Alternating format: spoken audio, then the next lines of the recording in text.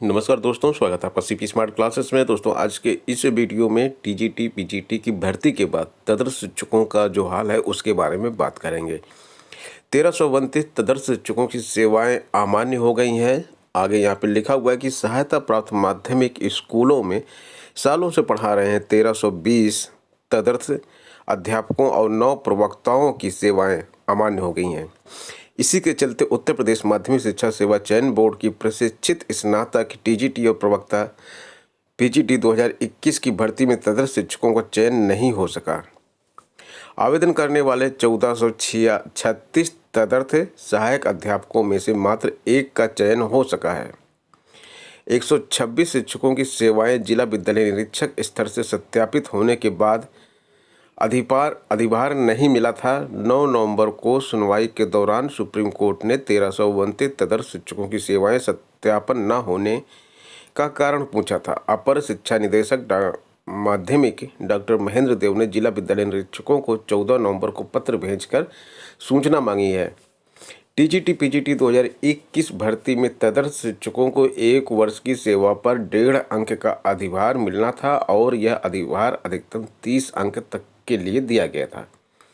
अपर निदेशक ने पूछा कि क्या इन तदर्थ शिक्षकों की सेवाओं को विज्ञापन के आधार पर ही असत्यापित किया गया है। इस मामले की सुनवाई 7 दिसंबर को सर्वोच्च न्यायालय में होगी।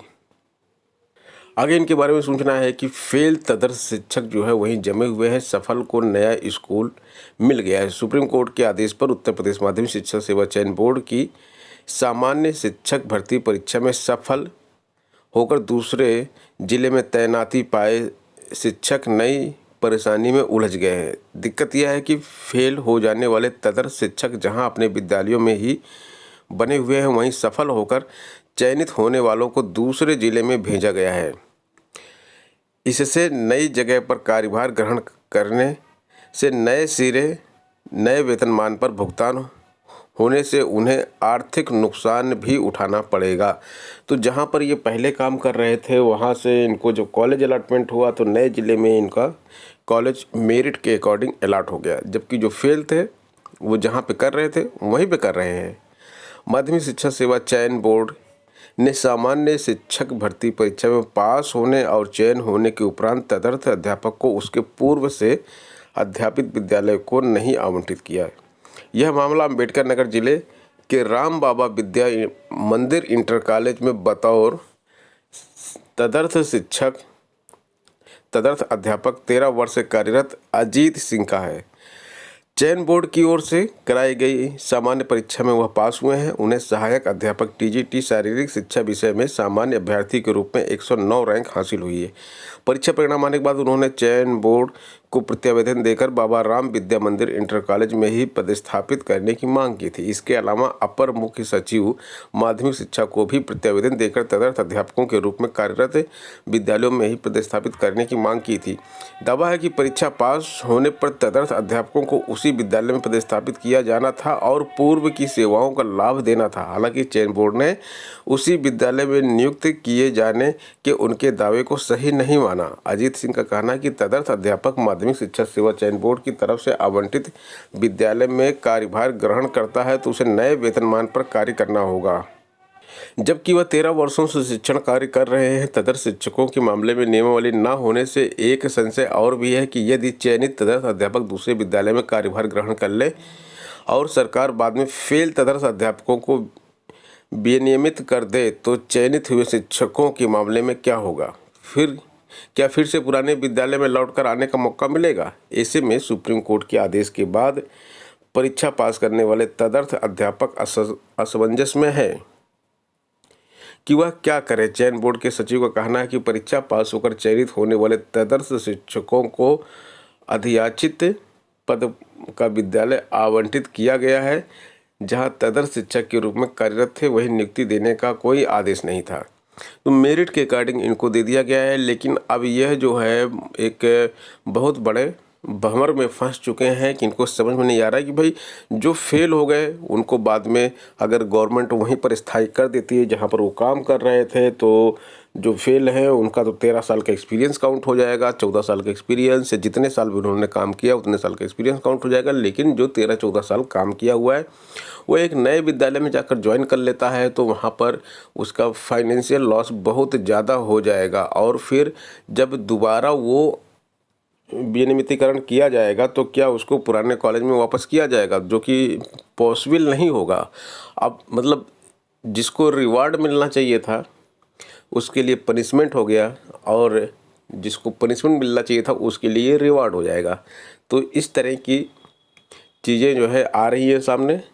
2013 की प्रधानाचार्य भर्ती में चयन बोर्ड में अटकेगा ये, क्योंकि देखिए अभी यहाँ पे मांग की गई है कि 2013 की जो भर्ती है जिसमें ऑनलाइन आवेदन लिया गया था 599 पदों के लिए, और चयन बोर्ड इस पर मौन है अभी।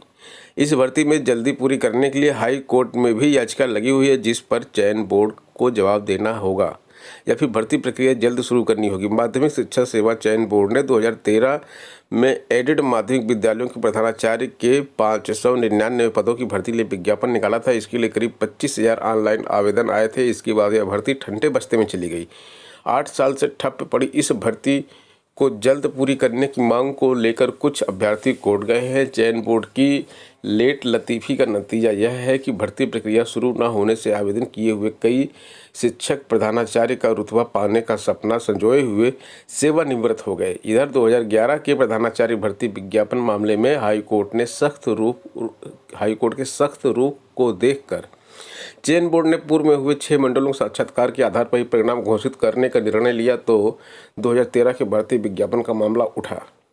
उत्तर प्रदेश माध्यमिक शिक्षा संघ एकजुट के संरक्षक डॉक्टर हरि प्रकाश यादव ने मांग उठाई कि चयन बोर्ड 2013 की प्रधानाचार्य भर्ती को तेजी से शुरू कर पूरा कराए ताकि प्रधानाचार्य बनने की योग्यता रखने वाले शिक्षकों को लाभ मिल सके। 2011 की भर्ती है, 2013 की भर्ती है, 2016 की भर्ती है, 2021 की भर्ती है। ये सारी भर्तियां जो है चयन बोर्ड पे इस तरह से अटकी हुई हैं कि छात्र जो है इसमें परेशान हो जा रहे हैं। 2011 की में प्रधानाचार्य बनना चाहते थे और अब वो रिटायर हो जा रहे हैं। 2013 में प्रधानाचार्य बनना चाह रहे थे जो छात्र अप्लाई किए थे, 8 साल हो गया इनको अप्लाई किए हुए और इनका अभी तक रिजल्ट घोषित नहीं हुआ और ये रिटायर हो रहे हैं। तो अगर ये इनका रिजल्ट समय पर आया होता तो ये भी प्रधानाचार्य बन चुके होते। कल सुप्रीम कोर्ट ने भी साफ साफ कह दिया था कि लेट लतीफ़ी के कारण भर्ती का कोई मायने नहीं रह जाता है कि 2015 का केस था सिपाही भर्ती का, तो उसमें यह फैसला दिया था। अब यहाँ पर तो 2011 की भर्ती भी अभी तक रुकी हुई है। इसी तरह से हम जीव विज्ञान की बात करें तो जीव विज्ञान से शिक्षक की भर्ती जो है 2011 वाली अभी रुकी हुई है। 2013 का तो हो गया, 2016 की भर्ती अभी रुकी हुई है। 2016 के बहुत सारे केसेस चयन बोर्ड में पेंडिंग है, टीजीटी की हो या पीजीटी की हो, बहुत सारे केस वहाँ पर पेंडिंग है जिस पर अभी तक चयन बोर्ड कोई निर्णय नहीं ले पाया है। हालांकि 2021 की भर्ती जो है वो समय पर पूरी हुई और सुप्रीम कोर्ट के आदेश के बाद ही इसमें सुप्रीम कोर्ट ने जो सख्ती की उसके बाद ही यह भर्ती समय पर पूरी हो पाई है।